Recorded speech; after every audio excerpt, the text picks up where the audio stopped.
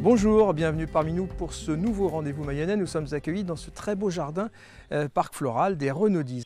Mais il n'y a pas que des vaches en Mayenne, vous allez voir, il y a aussi des robots et des enfants qui apprennent à les construire, à les concevoir. C'est la ville de Laval qui propose cette activité.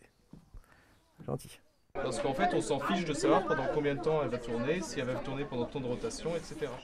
On le sait, la ville de Laval, grâce à Laval Virtual, l'association Clarté ou encore Eon Reality, est devenue une fidèle de la high-tech. Et désormais, dans les quartiers, le musée des sciences a développé, en partenariat avec des écoles d'ingénieurs, des initiations à la robotique. Objectif, concevoir des robots qui pourront s'affronter. Et avec pas mal de capteurs qu'on peut brancher sur le robot, ils sont capables de faire des programmes plutôt avancés afin de contrôler le robot comme ils veulent. Et c'est ça qu'on leur apprend. 1, 2, 3. Que le meilleur gagne. Bon, pas sûr que demain les robots remplacent les hommes en Mayenne, car il y a encore quelques progrès à faire. Mais l'activité permet à des dizaines d'enfants et d'adolescents une incursion dans la programmation informatique, tout en s'amusant.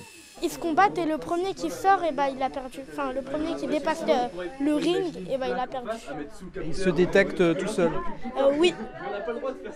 C'est le principe des robots. Un peu, ouais. Tu l'as perdu. Direction maintenant l'ESTACA, une université très sérieuse qui forme des ingénieurs très sérieux. Mais vous allez le voir, quand les étudiants ont envie de s'amuser, ils imaginent rien de moins qu'un record du monde. Alors embarquement immédiat, un peu serré tout de même. Il a fallu de la motivation, de l'obstination et un certain sens de l'organisation pour arriver au bout de ce projet un peu étrange. Au départ, il y a donc l'association des étudiants, des élèves ingénieurs qui, si tout va bien, vont passer 5 ans en Mayenne. Ils se dirigent vers des carrières dans la construction navale, automobile, spatiale ou aéronautique. Et rassembler près de la totalité des élèves plutôt occupés, ça n'est pas si facile. Eh bien, pour les plannings de cours, c'est assez compliqué. On a dû gérer avec l'administration pour avoir tout le monde au même moment. Et ce qui est aussi compliqué, c'est le règlement qui est donné par le Guinness Book, puisqu'il y a des consignes très particulières pour valider le record. Et le cahier des charges, précis, a donc été respecté à la lettre, comme par exemple rester immobile pendant 5 minutes dans cet avion dessiné à la craie, long de 17 mètres, sous le contrôle d'un huissier. Et du côté des profs et de l'encadrement, on encourage ce genre d'activité en attendant même d'autres challenges. Comme notamment aller battre le record du monde sur le lac Salé aux États-Unis par une équipe avec un véhicule électrique. Il y a une équipe qui va s'engager en compétition auto, donc il y a énormément de projets innovants et c'est ça qui fait la richesse au niveau de l'école.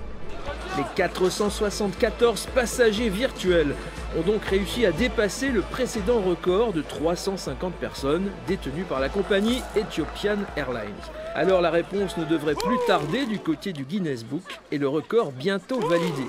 Et pour la critique qui se demande à quoi ça sert, la réponse est simple, à rien, peut-être juste pour une matinée, à oublier son esprit cartésien, sa rigueur et les examens de fin de cycle. L'atterrissage n'en sera que plus réussi. Voilà, ce moment mayennais est terminé. Alors quand vous passerez par la Mayenne, n'oubliez pas de venir visiter ce très beau parc floral, les Renaudis, avec son exceptionnelle roue à aube. Quant à nous, rendez-vous le mois prochain.